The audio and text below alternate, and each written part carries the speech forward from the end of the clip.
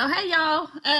First of all, I want to apologize for the video last night. I didn't realize that I only had a minute and 30 seconds in order to get my word out. So it cut me off before I was able to finish my train of thought, but that's okay.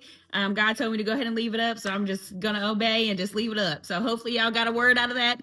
I'm still kind of getting used to what you're like, what the requirements are and the time slots and all that stuff with Facebook or whatever. So I want to apologize for that.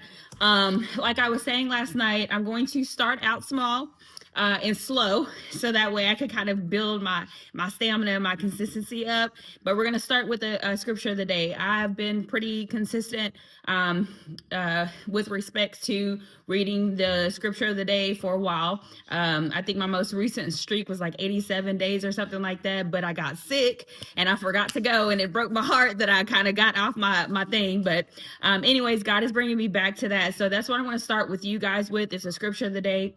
I use just the Holy Bible app. I have Apple Play Store. I go on the Holy Bible app. I think it's called YouVersion or something like that. And I study out of the amplified version of the Bible. About 8 years or so ago, my pastor, she had recommended me the amplified version, because I struggle, like a lot of other people, I struggle understanding the King James Version.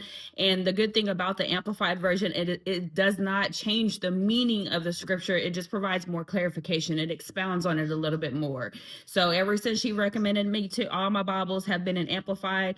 Even when I use the app, I switch to the Amplified Version, but I do cross-reference between the King James Version, and sometimes I'll go to like the English Standard Version, or I'll use like Strong's Concordance. So Strong's Concordance is, you can take a word and you can, the Old Testament, you would have to look it up in the Hebrew side of the concordance. The New Testament, you would have to look it up in Greek.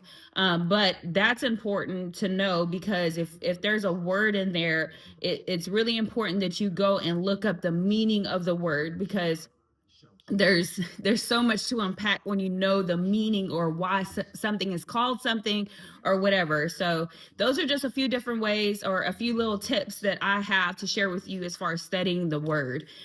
This series, the scripture of the day, is going to be called Faith Pulse. So if you see the hashtag Faith Pulse and you see the fiery heart, you know that it's regarding the scripture of the day.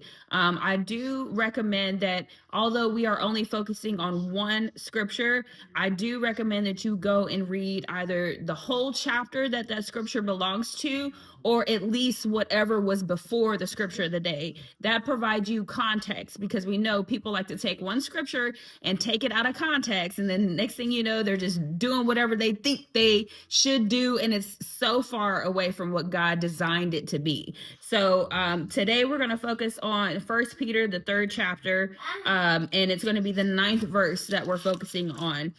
This letter or epistle was written by the Apostle Peter. And in this particular chapter, he's addressing godly living. So he talks to the wives and teaches the wives how they should conduct themselves in regards to the husband, and vice versa. He teaches the husband how they are supposed to conduct themselves in regards to the wife, and just believers in general. So the 9th verse, it says, "And never return evil for evil or insult for insult. On the contrary, give a blessing. For you have been called for this very purpose, that you might inherit blessing from God that brings well-being, happiness, and protection." So that's easier said than done, especially for those of you who know me personally. It's hard for me to forgive and bless those who have hurt me. I tell people all the time, and God is working with me through this, but I can hold a grudge. If anybody can hold a grudge, I can hold a grudge. But we look at Christ's example, and even when he was on the cross, becoming a curse for us, becoming sin for us in lieu of us, he still blessed the people who put him on the cross. And that shows so much about his character, and it shows so much about how he was willing to die on the cross for those who who falsely accused him. And that's what we are called to do. As God works through me and he works on me, he's called me to pray for people who have hurt me very, very deeply. God has blessed me in this season. I say over the past 4 months, He's blessed me in this season, but I've also gone through a big grief process. People that I thought would be in my life forever, or people that I thought were really in my corner, they're being moved and displaced out of my life. And it hurts me, because at the end of the day, although I'm a follower of Christ, I'm human. And so I still have human feelings. I still have, human emotions. I still have a very human experience. So it hurts me deeply, but He's calling me to a place of praying for them, because at the end of the day, it's not His will that any should be lost. So I still pray for them, and I pray that God brings them out, because I also have to remember that I was I was just like they were when I was in my state of denial, and I was in my state of blindness and being unaware of God's true nature. I was just like them. So that allows me to be compassionate towards God's people, because at the end of the day, He created everything, and we all belong to Him.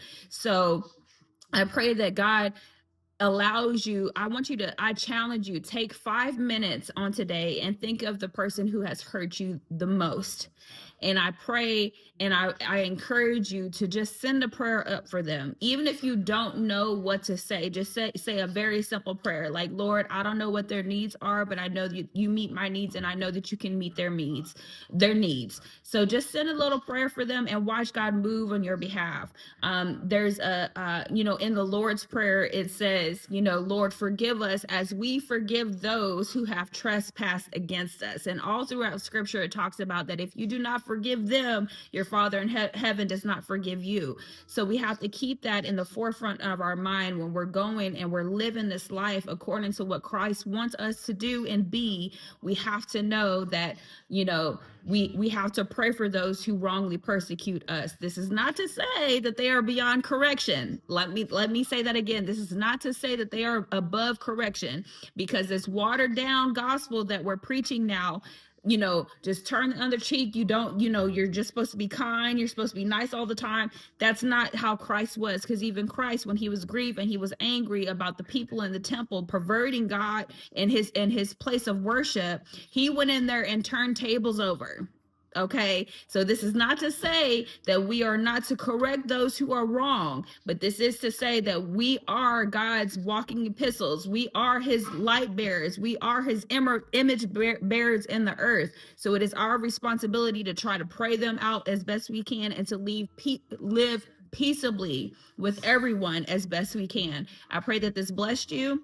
Like I said, I'm not going to give a designated time for this when I'm going to be able to release it, but it's called Faith Pulse, and it'll be about the scripture of the day. I love y'all. Go in peace.